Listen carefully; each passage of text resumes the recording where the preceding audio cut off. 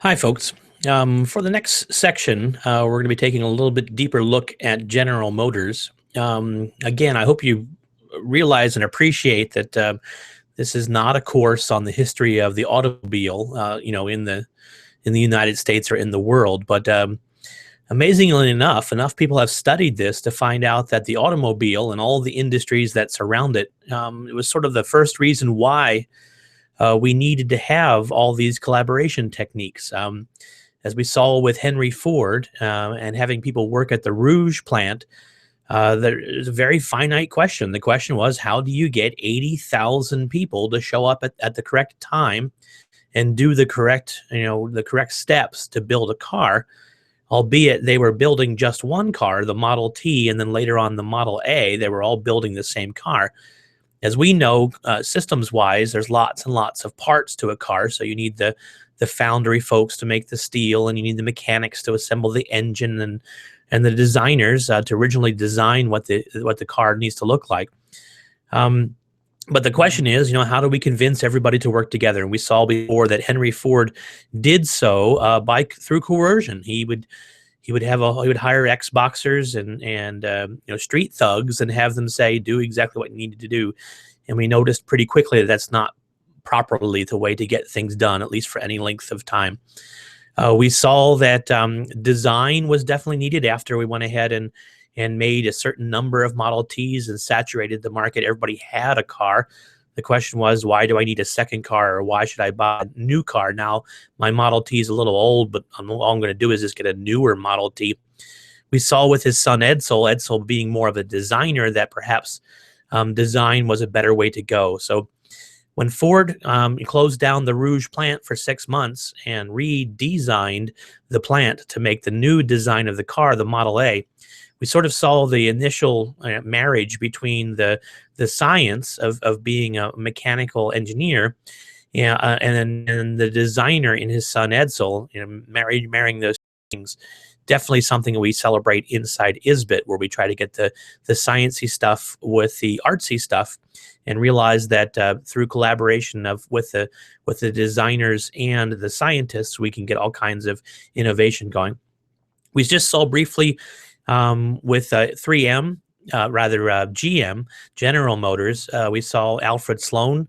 He sort of solved the idea of how do we make lots of designs sort of flow through this system. And he went through, and as we saw in one of the questions, he invented this idea of obsolescence, where we would make and manufacture a part, and then know about a year or two later it wouldn't be in vogue, it would be out of style. Or actually through planned obsolescence, he would manufacture parts, or GM would manufacture parts that would decidedly not last. Maybe that's not the best thing in the world, but he could make them very, very cheap, and very, very inexpensive, and people would buy them, but they know that they wouldn't last. Like, oh, by the way, we could make a tire for your car last for, I don't know, 150,000 miles. It'd be very expensive, and it'd be huge and thick and made out of some really strong rubber. But we could make these lighter, cheaper, thinner tires, but you'll probably have to replace it every 40,000 miles or so. And that idea of planned obsolescence is something that Alfred Sloan gave us. And he also gave us this idea of having lots of different departments within a corporation, and little tiny people who would run the corporation little steps at a time, rather than having one giant office or one giant home office like Ford did. So we saw a little bit of GM and Alfred Sloan's idea.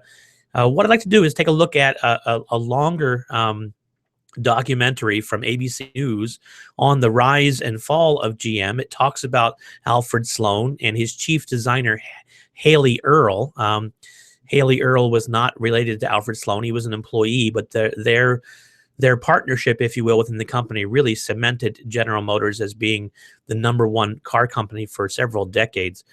But they kept, collaboration-wise, they kept on, fighting up against this idea of how do we convince everybody to come to work and behave like robots. We didn't have robots back during the middle of the last century, so how do we get and convince people to get the job done? Very similar to Ford, GM had lots of unions. They gave them lots and lots of fantastic pay. and they gave them lots of fantastic benefits. And every time the people would, very rightly so, say, "Hey, I'm being treated like a robot. You need to sweeten the pot here," GM went ahead and usually said yes, and conceded to union demands, which eventually history will show, and the documentary shows, is also not the proper way to run a company, because eventually the big automakers, especially GM, eventually collapsed under all of the union concessions that they gave. So with that, we're going to work through this this documentary on the history of General Motors. And again, what I'm hoping that you get out of it, and I'll be asking you questions and tasks along the way. I hope what you get out of it is, again, how did these folks collaborate? How important was design to their innovation and keeping the product fresh, and having a good product to sell, and sort of seeing how we lead up to now. It's sort of a modern documentary. I think it was made back in 2011, so it's a few years old, but it covers the history from back in the day, the turn of the last century to the first 10 years of this one. So with that, I'll press the button here, and we'll take a look at the rise and fall of General Motors. Thanks.